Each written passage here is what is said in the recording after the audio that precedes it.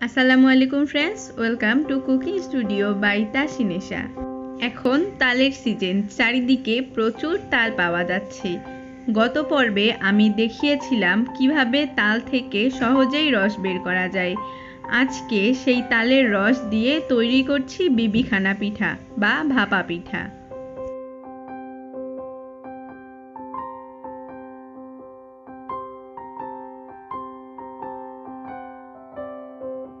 বিবিখানা পিঠা বা ভাপা পিঠা তৈরির জন্য লাগছে 1 কাপ চালের গুঁড়ো, লাগছে হাফ কাপ ময়দা।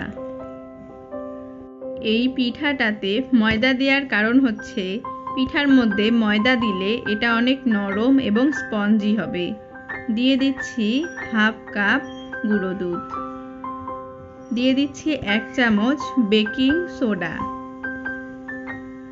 1 চামচ বেকিং পাউডার দিয়ে দিচ্ছি।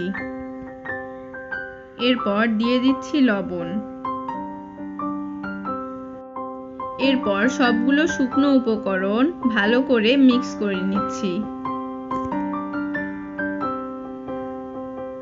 এরপর দিয়ে দিচ্ছি হাফ কাপ চিনি। আপনারা চিনির পরিবর্তে গুঁড়ো ব্যবহার করতে পারেন, আর চিনিটা আপনাদের স্বাদ মতো দেবেন।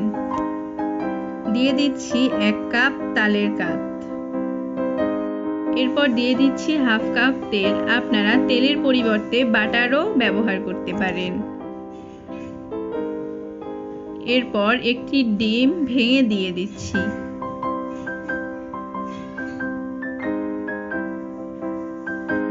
অনেকেই ডিমের আষ্টে গন্ধটা পছন্দ করেন না, সেক্ষেত্রে আপনারা এখানে হাফ চামচ ছোট এলাচ বড় এলাচ গুঁড়ো দিতে পারেন। এরপর সবগুলো উপকরণ হ্যান্ড মিক্স দিয়ে ভালো করে মিক্স করে নিব। এরপর দিয়ে দিব 3 চামচের মতো নারকেল কোড়া, আর দিয়ে দিব সামান্য পরিমাণে বাদাম। এগুলো দেওয়ার কারণে খেতে খুবই ভালো লাগে।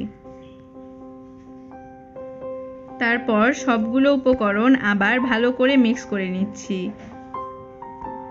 এই কেক বা পিঠা যাই বলেন, এটা কিন্তু ফেটানোর উপর নির্ভর করে, তাই সময় নিয়ে খুব ভালোভাবে ফেটাতে হবে। আর আপনারা দেখতেই পাচ্ছেন এর কনসিস্টেন্সিটা কীরকম।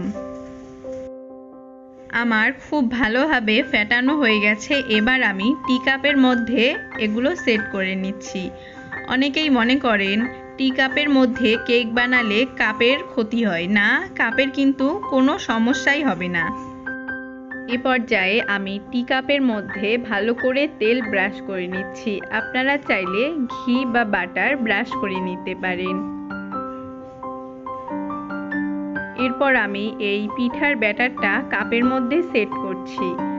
আর মনে রাখতে হবে ব্যাটারটা সেট করার সময় কাপের 3 ভাগের 1 ভাগে ব্যাটার দিতে হবে, আর বাকি 2 ভাগ রেখে দিতে হবে, কারণ পিঠাটা একদম ফুলে ফেপে দ্বিগুণ হয়ে যাবে। আপনারা এই পিঠার ব্যাটারটা বড় কোনো মোল্ডেও সেট করতে পারেন।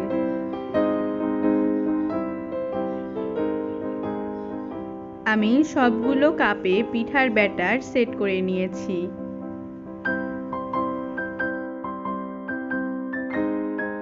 এরপর সবগুলো কাপে সামান্য পরিমাণ নারকেল কুচি এবং বাদাম কুচি দিয়ে সেট করে দিচ্ছি।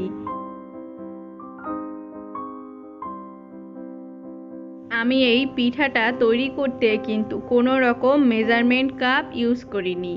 আমি আমার সবগুলো রেসিপি হাতের কাছে থাকা উপকরণ দিয়েই তৈরি করছি, যাতে আপনারা খুব সহজেই তৈরি করে নিতে পারেন। আপনারা চাইলে এই পিঠাটা ওভেনে বেক করতে পারেন, কিন্তু আজকে আমি চুলায় তৈরি করে দেখাবো। আমি একটি স্টিমারের উপরে এই কাপগুলো সাজিয়ে নিচ্ছি। আপনাদের কাছে যদি স্টিমার না থাকে তাহলে স্টিলের প্লেটের উপরেও এই কাপগুলো সাজিয়ে নিতে পারেন।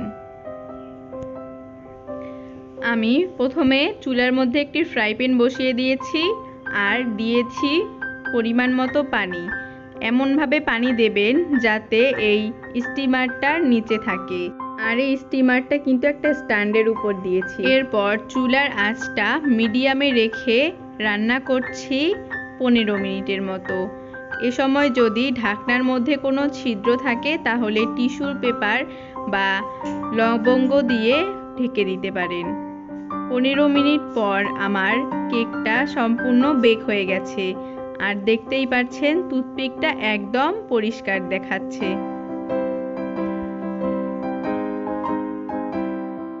এবার এই পিঠাটা ঠান্ডা করে নিচ্ছি। ঠান্ডা করার পর একটি ছুরির সাহায্যে এই পিঠার চারিদিকে নেড়ে আমি হাত দিয়ে খুলে নিচ্ছি।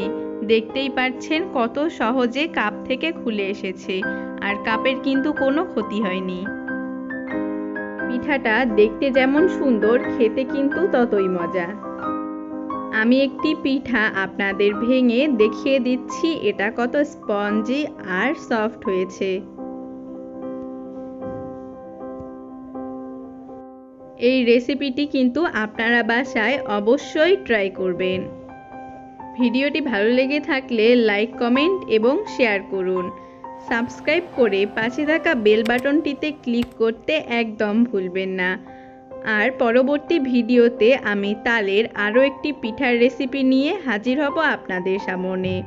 ভালো থাকবেন, সুস্থ থাকবেন। আল্লাহ হাফেজ।